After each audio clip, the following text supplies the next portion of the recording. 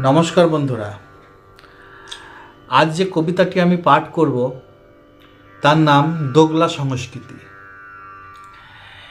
সমসাময়িক ঘটনার পরিপ্রেক্ষিতে আমার লেখা, যা প্রকাশিত হয়েছে লালমাটি ক্যাকটাস কাব্যগ্রন্থে। সেখান থেকে আমি কবিতাটি পাঠ করছি। দোগলা সংস্কৃতি। আমরা দোগলা সংস্কৃতির ধারক ও বাহক, বলতে লজ্জা পাই না। ফিলিস্তিনিদের মৃত্যুতে শোক প্রকাশ করি। বাংলাদেশের সংখ্যালঘু হিন্দুরা 30% থেকে 7% হয়ে গেলেও মুখ বেঁকিয়ে চলি। আমরা সেই বাঙালি।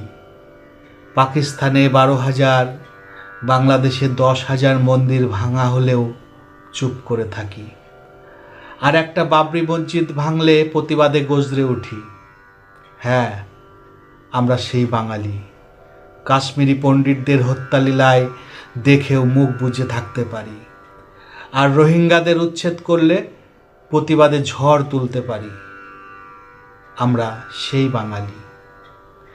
দেবী সরস্বতীর নগ্নচিত্র প্রদর্শন দেখেও মুখ বন্ধ করে রাখি। আর মোহাম্মদের ব্যঙ্গচিত্রে দেখে আন্দোলন করি।